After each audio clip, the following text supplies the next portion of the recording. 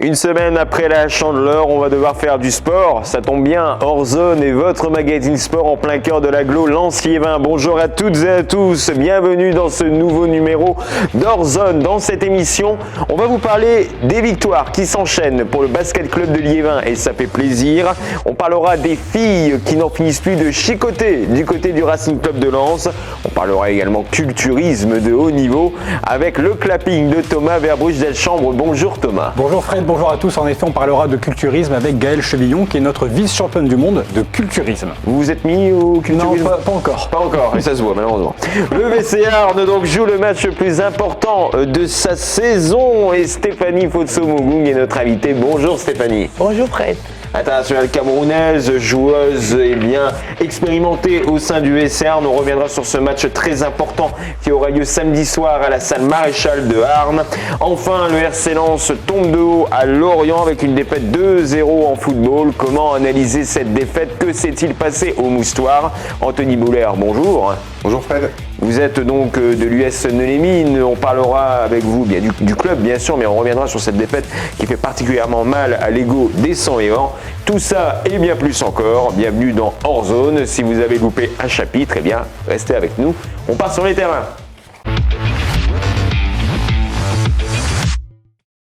Le RC Lens relance les Merlus à l'extérieur. Le RC Lens s'est incliné 2-0 face au FC Lorient, permettant aux Merlus de mettre fin à une longue série de matchs sans victoire. Lens est pour le moment 9e du classement. On reviendra sur ce match plus en détail avec Anthony Boulère dans le point RCL. C'est toujours compliqué pour la réserve lensoise. 6e match sans victoire pour les protégés de Johan Demont avec un nouveau nul 0-0 sur le terrain de la réserve de Metz, malgré une supériorité numérique pendant une grande partie de la deuxième mi-temps. La réserve est toujours en grand danger avant-dernière de sa poule. Par contre, Thomas Verbruch-Delchambre, les filles ont le sourire. Et oui, le RCL féminin s'est imposé 5-0 face au FC Vandenheim dans une rencontre champagne. Un doublé de Coquet, un doublé de Diop et un but de Prognier ont offert les 3 points aux Lensoises, 5e désormais de leur classement. Vimy, de son côté, continue de manger son pain blanc, Fred. Et pourtant, Vimy pensait avoir fait le plus dur à 2 reprises. Vimy menait 2 fois au score contre l'US Chantilly grâce à des buts de Willow et de Louchard. Mais Vimy s'est fait rejoindre toujours en fin de match. Un match nul 2-2 donc pour l'US Vimy qui reste 13e et avant-dernier de sa poule de National 3. On précise qu'Adam Abedou, ancien joueur de l'US Vimy, a fait ses grands débuts chez les professionnels avec l'US Dunkerque. C'était la semaine dernière. C'est au mental que les Arnésiens l'ont emporté face aux Lyonnais, Thomas. Oui, pour rappel, c'était un match qui opposait samedi les premiers au classement, les Lyonnais contre les Arnésiens 2e. Et ce sont eux qui ont raflé la mise après 2 heures de match, 3-7-2. Et tous très serrés, ces 7, 23-25, 18-25, puis 25-21, 25-23 et 15-11. Une belle affaire du HVB qui maintient sa seconde position dans l'élite à 4 points de Lyon qui concédait ce week-end seulement sa 2e défaite de la saison. La domination aussi du côté des handballeuses arnésiennes lors de leur 15e journée de championnat, Fred. Elles notaient l'absence de leurs 2 arrières-gauche habituelles et de leur gardienne, mais les Arnésiennes ont su maîtriser leur match face à la réserve de Rennes samedi soir. Dès la mi-temps, elles avaient déjà une belle avance, 24-14, alors que la seconde période a été plus équilibrée. Résultat final, quand même 37-30 pour le HHBC. Les filles se retrouvent 5e de National 1 à égalité avec Nantes. Donc Stéphanie Fotso-Mogung, est-ce que vous suivez un peu les autres sports féminins, à savoir handball ou même d'autres équipes de volleyball? Oui, les filles de Arnes en ce moment elles sont sur une bonne dynamique, une dynamique de victoire et voilà, ça fait du bien au mental pour la suite de la saison. Donc nous sommes de tout cœur avec elles parce que déjà on a les mêmes infrastructures, donc forcément on se rencontre aux séances d'entraînement et tout. Mais le volleyball club arnésien est de tout cœur avec les filles de Arnes et voilà, on leur souhaite que des victoires pour la suite du championnat. C'est un succès carnavalesque pour le basket club de Liévin, Thomas. Oui, ils ont enfilé leur plus belle tunique bleue et blanche en réception samedi soir de l'ESC Longo, dernier au classement. Et ce sont eux, les joueurs de Longo, qui ont mené dans le premier quart-temps 15-20, puis à la pause 29-30. C'est dans le dernier acte que l'adversaire a flanché assez lourdement. Et résultat plus que positif pour les Liévinois, 75-61, leur deuxième plus gros écart de la saison. Avec cette 8e victoire, le club de Liévin reste dans le ventre mou de la Nationale 2 malgré tout, à la 9e place. Encore un succès ce week-end aussi en déplacement pour les Carabiniers. Une belle victoire, 32-26 face à l'Entente Plécéenne, une équipe plus faible qui vient confirmer la bonne dynamique des Carabiniers de Billy Montigny. Ils sont bien classés 4e de la poule 3 de National 2 avec 6 victoires au compteur. Seul match qui n'a pas eu lieu, celui des handballeuses de Bully-les-Mines. Oui, elles devaient se rendre au Havre, mais 3 filles étant indisponibles et 2 autres cas contacts, la fédération a préféré reporter le match à une date ultérieure. Anthony Boulaire, vous êtes dans le club de l'US Neuilly-les-Mines. Est-ce qu'il est encore compliqué aujourd'hui de négocier avec le sportif et la Covid-19 ? C'est compliqué parce que on est touché forcément par ce Covid et il faut sans cesse s'organiser, se réorganiser parce que j'ai envie de dire dès qu'il y en a un dans l'équipe qui est positif, ben derrière ça s'enchaîne. Sauf que on est sur un roulement de 2 ou 3 joueurs par semaine touchés dans un effectif qui est le nôtre, qui n'est pas un effectif très important. Combien, 20, 25 On est moins que ça, on est 18-20 joueurs sur le groupe première. Donc ce qui fait que quand on retire 2 ou 3 Covid, 2 ou 3 blessés et 1 ou 2 suspendus, faire une composition d'équipe, c'est pas toujours facile. Après, on se dit qu'on n'est pas les seuls dans cette situation, parce qu'on rencontre aussi des équipes adverses qui sont dans la même situation que nous. Voilà, c'est pas une période facile pour gérer un groupe et pour maintenir aussi la dynamique positive. Mais il faut faire avec parce que c'est la vie et c'est notre vie d'aujourd'hui. Stéphanie Fotsoumougou, on en a parlé un peu en off. L'année dernière, le VCR a particulièrement été touché par la Covid-19 avec plusieurs contaminations. Là, cette année, on respire un peu mieux du côté des Arnésiennes. Mais quand on a eu le Covid, est-ce qu'il est facile de revenir à son plus haut niveau ? C'est un peu compliqué parce que moi, personnellement, la saison dernière, j'ai été touchée du Covid. Mes poumons touchés à 25%. Il a fallu que je fasse un suivi spécial pour revenir et tout. Et faire un test derrière pour voir si j'étais apte à revenir. C'est pas évident du tout, mais voilà, on est sportif de haut niveau et quand l'équipe n'est pas au complet, ça touche. Il a dit tout tantôt, il faut, quand l'effectif n'est pas énorme, il faut justement trouver des solutions le plus vite. Donc, une joueuse touchée, ça met le club, en difficulté. Pire encore si c'est une joueuse cadre de l'équipe. Donc, c'est pas évident de revenir, mais voilà. Après, derrière, les clubs ont des suivis et ils essaient de mettre la joueuse le plus vite pour que voilà, ça ne se fasse pas ressentir sur une longue période. Donc, c'est pas évident et les clubs essayent de faire avec les moyens qu'ils ont. Elle ne lui parlait pas de problème, donc c'est le sujet du clapping de Thomas Verbouche-Deschambre. Et attention, on va faire de la gonflette.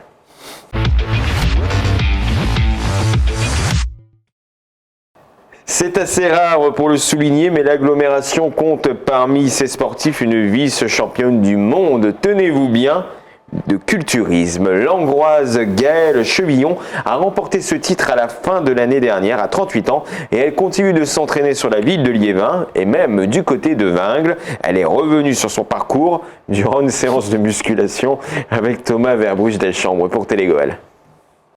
Là, il y a 10 kg, donc je vais mettre 10 kg de chaque côté. Et le poids de la barre qui fait 20 kg. Donc il y aura 40 kg. Travail des jambes, des pectoraux, des triceps.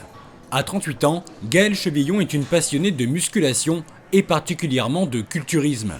Lors des championnats du monde organisés en novembre dernier, elle est montée sur la 2e marche du podium en catégorie bikini fitness.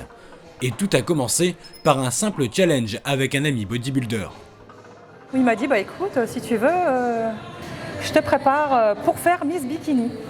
Franchement, je n'étais pas sûre de pouvoir être prête pour la compétition parce que je suis quand même maman de 2 enfants. Et puis les grossesses, pour une femme, on a beau faire, le corps bouge quand même un petit peu. Cela n'a pas empêché Gaëlle de parfaire son corps tous les jours dans son garage en attendant la réouverture des salles de sport. Avant la manche mondiale, elle a participé à la finale des championnats de France en octobre et devait répondre à des critères d'hypertrophie, de symétrie, d'équilibre, tout en respectant une sèche stricte. J'ai fait ma sèche pendant les quelques mois où je n'ai pas consommé un seul sucre rapide. Donc quand je dis sucre rapide, ça va être du chocolat, des gaufres, enfin. J'ai mangé que des flocons d'avoine, du riz, du poulet, et du poisson et des légumes. Afin d'atteindre notamment le jour de la compétition un poids de 59 kilos seulement. Alors quand cette habitante de Angres est revenue avec son titre au club de culturisme liévinois, il y avait de quoi impressionner. Son parcours, il est bien. Pour sa première fois, tout ça, elle a fait des beaux palmarès. Tous les jours, elle est là, quoi. Un entraînement assez sévère, et puis voilà, on voit qu'elle en veut, quoi. Du haut de son mètre 67, Gaëlle a dû apprendre aussi les techniques de posing. Les critères étant spécifiques au sein de la Fédération française de force, elle s'est tournée vers Marcel Motuel. Cet éminent expert de la discipline a fondé sa propre salle de musculation à Vingles. On faisait un peu de visio, très vite, ça va, ces positions, j'ai dit Gaëlle, c'est très bien ce que tu fais, mais là, à la fédération, moi qui suis juge, je vais te demander des mouvements du corps, la présentation face au juge, dans sa tenue, dans son habillement de compétition, et puis la présentation. Après une année riche de compétition, Gaëlle Chevillon prendra en 2022 du repos et ne pense pas concourir. Pas cette année, normalement. Mais après, je peux changer d'avis. Hein. Allez, on lui laisse le temps de la réflexion et des vacances avant de la retrouver, plus motivée que jamais. Une discipline donc un peu méconnue, ça vous intéresse, Stéphanie Fotso-Mogoung, de faire du culturisme?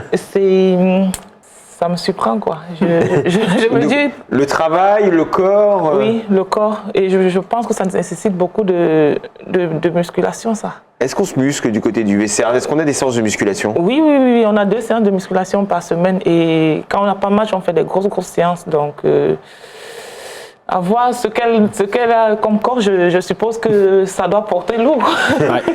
Elle va devoir muscler son jeu samedi à la salle Maréchal de Arnes pour le choc Arnes-Mougins. Stéphanie Fotso-Mogoung est notre invitée dans Hors Zone.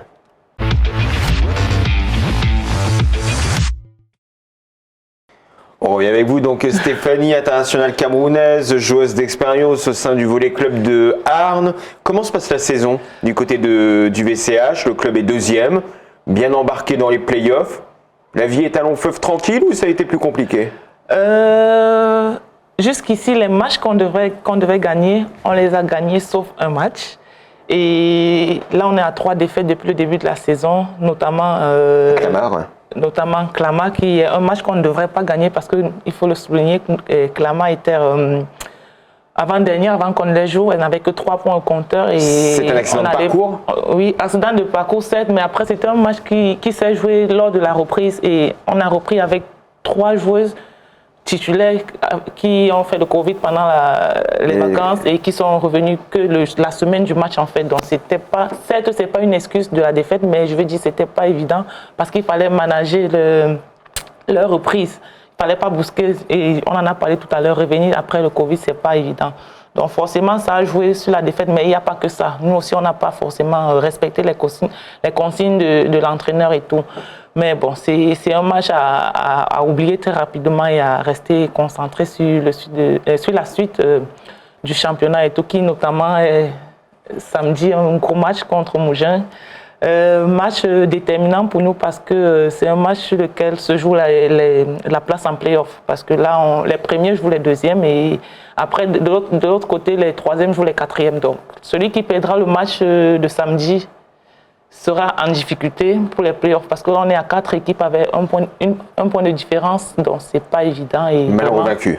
Voilà, on espère que samedi on sera en train de sauter partout de joie après avoir gagné le match, quoi. Comment peut-on qualifier cette équipe de Mougins? Parce que Mougins aussi a eu ses accidents de parcours dans la saison. Est-ce que c'est une équipe qui a, comme vous, un bon mélange d'expérience et de jeunes joueuses ou c'est un autre système? Mougins, c'est une équipe qui revient de la pro, donc forcément il y a plus de contrats pro chez elle et plus d'expérience de la pro par rapport à nous. Mais oui, elles ont également des jeunes joueuses dans leur effectif, mais plus de professionnels que nous. Après, Mougins, c'est une équipe certes qui est première, mais pour moi, c'est pas l'équipe la plus dure du championnat. C'est pas le rouleau compresseur de la saison. Oui, pour moi, c'est pas le rouleau compresseur de la saison. Maintenant, nous, le match qu'on perd contre elle, on n'avait pas forcément nos gros bras sur le terrain, donc ça aussi, ça a joué. Vous avez perdu 3-0, c'est ça? À l'aller, on a perdu 3-0, effectivement. Et c'est un match où on a été obligé de faire tourner parce qu'on avait, n'ayant pas notre pointure, moi, à un set, je me suis retrouvée à la pointe et tout. Et là, quand tu joues une équipe qui est forte, ça ne va pas passer parce que tu essaies d'adapter des joueurs à des postes qui ne sont pas les leurs. Donc, on espère que samedi, on aura toute notre équipe. Pour le moment, on est parti pour avoir toute l'équipe et que voilà, on aura le meilleur dispositif pour gagner le match. La salle Maréchal risque d'être pleine comme un œuf, donc les supporters sont souvent derrière vous. Quel est le rapport que vous avez au public? Est-ce qu'il arrive à vous porter? Est-ce que c'est un public qui répond présent vraiment? Oui, c'est un public qui répond présent, surtout quand on a des grosses échéances, parce que le public, généralement, quand on a des gros matchs, la salle est plus pleine que d'habitude, et le public est avec nous, il crie tout le temps, et voilà, au volley, on appelle le 7e joueur. Le 7e joueur au volley, il est très important, parce qu'il suffit d'un moment de cours à cours, qu'on est à égalité de 7 ou en fin de 7, d'avoir son public avec soi qui te pousse à aller chercher voilà, le petit truc qu'il faut pour gagner le set, quoi. Stéphanie, vous êtes sur 2 victoires avec le VCH pour l'instant, enfin les 2 dernières victoires de début de l'année. Le groupe est en forme, il n'y a pas d'absent? Oui, le groupe est en forme, on n'a pas d'absent. Certes, on a des petits bobos par-ci, par-là, mais bon, les kinés sont sur le coup et voilà, on espère que d'ici le match, tout le monde sera à sa forme physique pour pouvoir jouer. Est-ce que l'objectif, c'est le titre du côté du VCH, championne de France élite? On va déjà, en début de saison, l'objectif c'était de faire les playoffs. Là, vous savez, à force de manger, l'appétit elle vient. Donc oui, pourquoi pas, mais pour le moment, on reste d'abord concentré sur les playoffs. Une fois qu'on aura joué le match de samedi et être en playoff, on pourra maintenant se dire pourquoi pas aller chercher ce titre. Mais oui, la possibilité nous traverse l'esprit d'être champion, d'aller chercher le titre, quoi. Chercher le titre en passant aussi à la catégorie supérieure? Oui. La catégorie supérieure, c'est un autre sujet, c'est un autre débat. Il faut mettre certaines choses en place. Donc, ce n'est pas pour cette année. Pour les années à venir, oui, mais pas pour cette année. Donc, en cas de titre, le VCR ne montera pas? Non, on sera juste championne et la fédération devra demander soit au deuxième, soit garder l'équipe qui est en pro. Alors on précise pour nos auditeurs, nos téléspectateurs, et je pense également pour Anthony Bouler qui vient devant le de grimace, c'est qu'au début de la saison, les équipes de volley cochent une case comme quoi elles certifient que si elles peuvent monter, elles ont les ressources financières pour monter.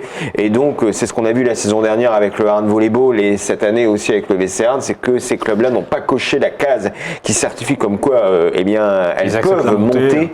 Et donc ça voudrait dire que si, imaginons, le VC Arn termine champion, le VC Arn restera en deuxième division et ce sera le deuxième, peut-être Mougins, qui aura peut-être les ressources pour monter, qui prendra la place de promu en Pro A, c'est ça? Oui, c'est en Pro A, donc le championnat de première division féminine. Donc Anthony Bouler, est-ce que vous observez un peu le VC Arn, le volleyball dans le secteur, ou c'est vraiment un monde inconnu pour vous? C'est un monde inconnu pour moi. Je suis pas forcément d'autres sports que le foot, un petit peu le rugby, mais surtout sur l'équipe nationale.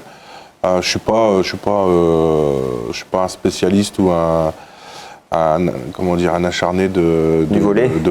Le handball j'aime bien, mais si je vais regarder l'équipe nationale de volley, je vais regarder l'équipe nationale de handball, mais je ne vais pas aller plus loin dans la connaissance du sport. Il faudra aller samedi à la salle Maréchal de Arn. Je serai en vacances samedi, mais...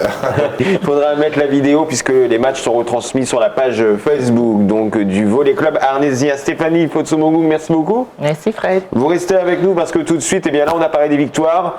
Là, on parle des défaites avec le Racing Club de Lens qui cale à Lorient. C'est le point RCL.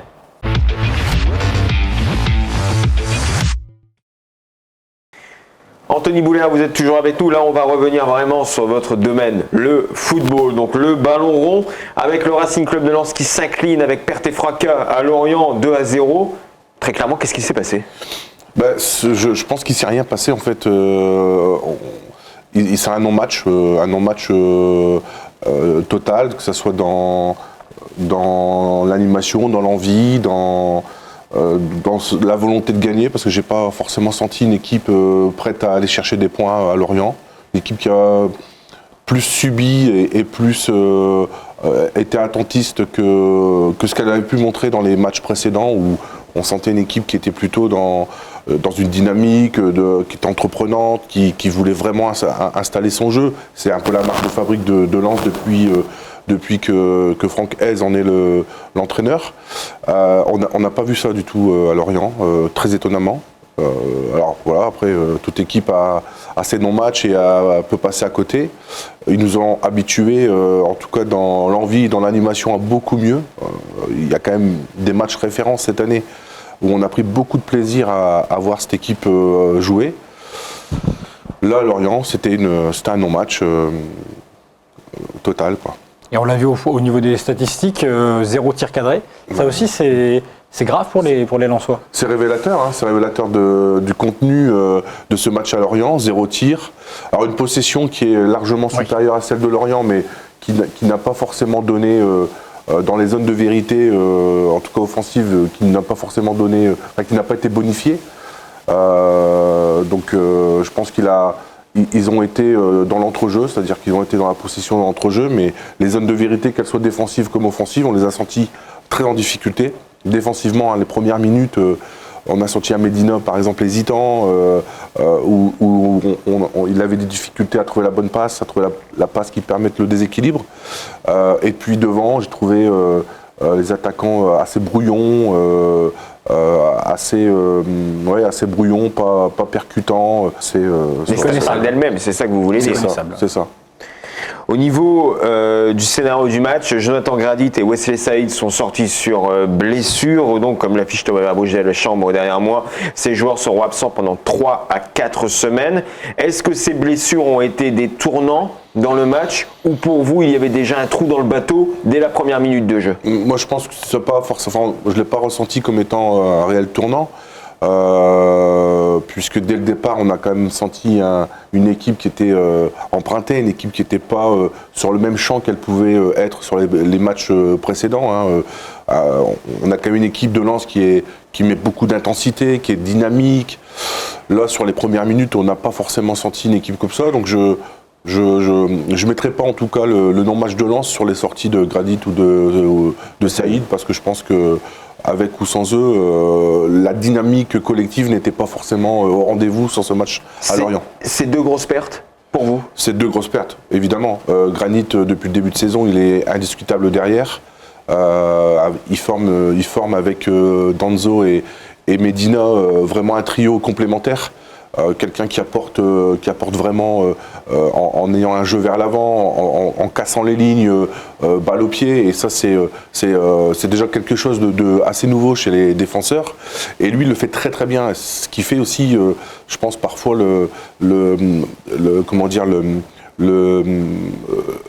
la bonne maîtrise de Lens, c'est-à-dire que c'est pas que les joueurs au milieu, parce qu'on parle beaucoup de Fofana, on parle beaucoup de Doucouré.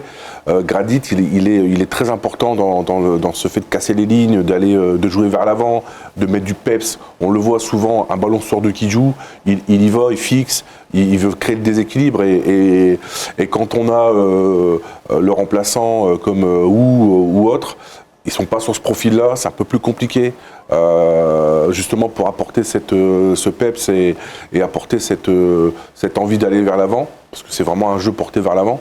Pour Saïd, c'est quelqu'un qui apporte vraiment une touche technique, et puis il a le sens du but. On voit les 2 buts qu'il marque quand il vient couper au premier poteau, on sent qu'il a le sens du but, on sent qu'il sent les déplacements, qu'il sent les courses et les centres de ses coéquipiers. Donc en dehors du match de Lorient, je pense que c'est deux pertes pour le collectif, et c'est surtout 2 choix que le coach n'aura pas sur les échéances à venir, qui sont plus qu'importantes, puisqu'on a quand même des gros matchs à jouer là. À noter également que Yannick Cahuzac a été suspendu d'un match, donc de suspension par la commission de discipline après son carton rouge direct lors du match contre Lorient. Il était sur le banc des remplaçants, mais il aurait mimé des lunettes selon plusieurs rapports, et donc l'arbitre a décidé de l'expulser.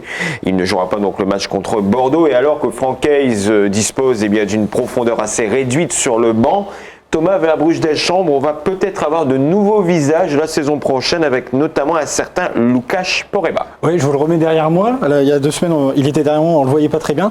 C'est l'arrivée du milieu international Łukasz Poręba au RC Lens qui a été confirmé par la presse polonaise. Un contrat de 4 ou 5 ans pour le joueur de Zagłębie.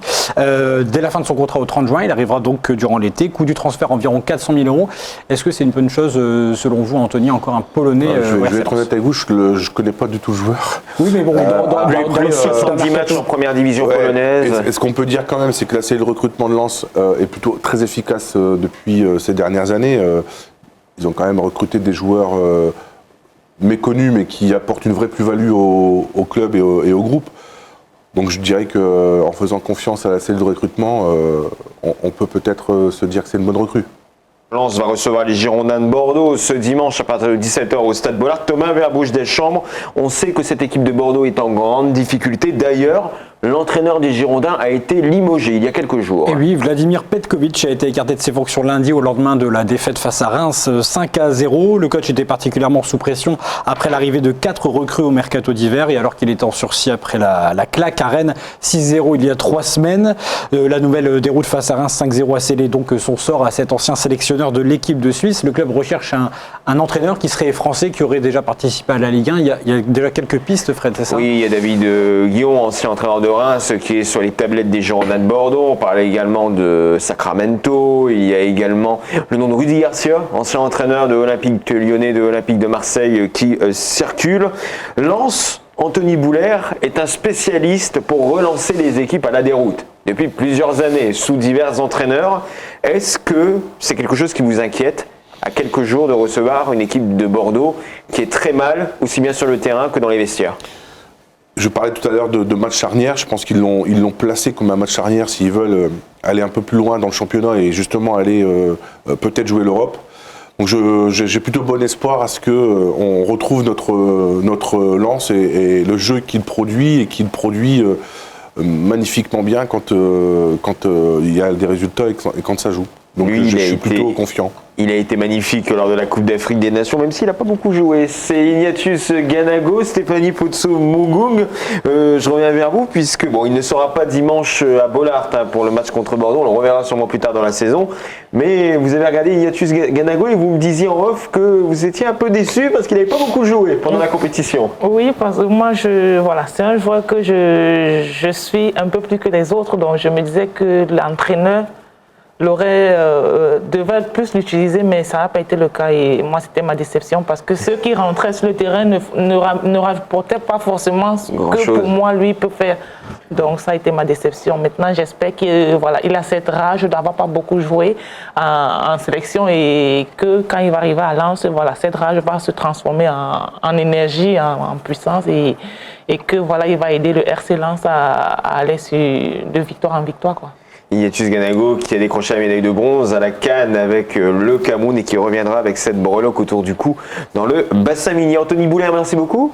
Merci Fred. Vous restez avec nous. Thomas Verbruch-Deschambre a préparé ses fiches parce que tous les clubs de la Gaule-Lancier-Vin jouent ce week-end. Ouvrez votre agenda, c'est parti.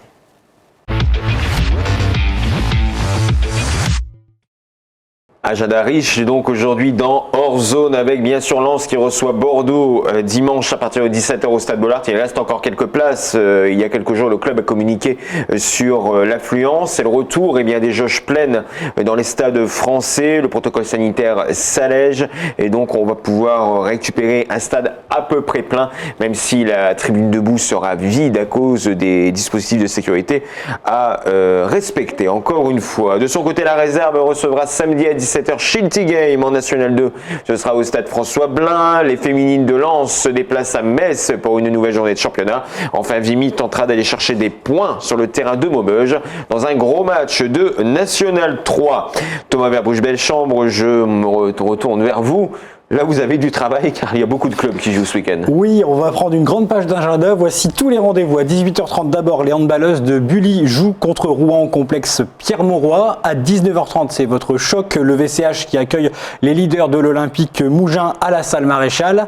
À 20h, voici une autre liste de rendez-vous. Les poloistes de Arnes reçoivent l'équipe du Cercle 93 pour le compte de la Nationale 1 à la piscine Marius Leclerc. Et enfin, à 20h30, les handballeurs de Billy contre Rueil-Malmaison. C'est à la salle Othello Troni. Il va falloir avoir beaucoup d'essence dans la voiture pour faire tous ces matchs. Évidemment. Donc, ça c'est à domicile, mais à l'extérieur, que se passe-t-il? On a aussi 3 matchs. Le HVB se déplace dans l'Ouest samedi sur le terrain de Cesson-Saint-Brieuc, les 4e au classement. Début du match à 18h. Les handballeuses de Arnes se rendent, elles, samedi aussi à Cergy pour la 16e journée de championnat. Match programmé à 19h. C'est bien parce que c'est pas toujours les mêmes horaires, donc on peut tout suivre. C'est bien, ouais. Et à 20h, c'est le BCL, le 9e, qui affronte un concurrent direct, Le Mans, à la 10e place. On en profite pour faire un petit coucou et on souhaite bon rétablissement à notre ami Benoît Fiquet, entraîneur de l'équipe féminine du club de Loison-sous-Lens de basket.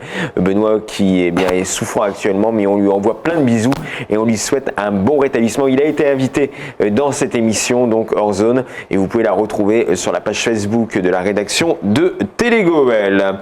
Il y a un gros événement sportif qui se prépare à Liévin. Ce sera jeudi prochain. C'est le retour du meeting d'athlétisme international de Liévin. Il rassemblera le gratin des meilleurs athlètes de la planète. L'année dernière, il n'y avait aucun spectateur.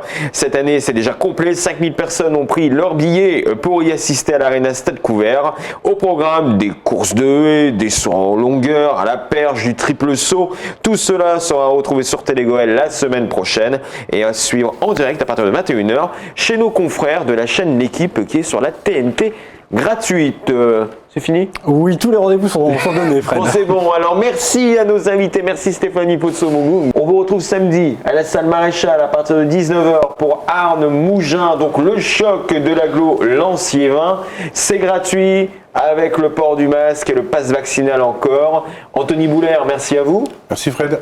Donc, on vous retrouve du côté de l'US Neuliming. Quel est le prochain match de l'équipe première de l'USN? On reçoit Hasbrook dimanche, un match important et charnière. À 14h30. À 15h. 15h, donc au stade? Au stade de Tisserand, à Neuliming. Donc voilà, entrée gratuite? Non. Non. Ah. 4 € l'entrée, il me semble. 4 € l'entrée, donc, et le pass vaccinal est bien sûr obligatoire. J'en profite également pour vous dire que si des matchs ont lieu près de chez vous, eh bien faites attention, car le port du masque est encore obligatoire, tout comme le pass vaccinal, que les matchs se jouent à l'extérieur comme à l'intérieur. En tout cas, merci d'avoir été avec nous aujourd'hui sur Télégoël. On fait pas nos petits pronos? On fait pas les petits pronos? Bon, vous avez un prono, vous, pour Allez, Bordeaux-Lens? 2-0 pour Lens, c'est ce que j'ai essayé de donner la semaine dernière et c'était l'inverse. Donc, voilà, allez, 2-0, bon. j'insiste. Bordeaux-Lens, j'espère que ça ne se reproduira pas cette semaine. Anthony Boulaire, votre pronostic? 3-0. 3-0 pour Lens et Stéphanie? 1 pour Lens. 3-1 pour Lens avec un but de Ganago. Donc ce sera pour la semaine prochaine. Donc merci à vous et puis pour moi je pense une petite victoire 2-1 du Racing Club de Lens. Voilà, je vous souhaite une très bonne journée ou une très bonne fin de journée. On se retrouve sur le Facebook de la rédaction de Télégoël mais également sur la page Facebook de RBM 99.6 FM. Je vous dis à la semaine prochaine, faites attention à vous et à vos proches et surtout n'oubliez pas vos baskets. Ciao, bye bye.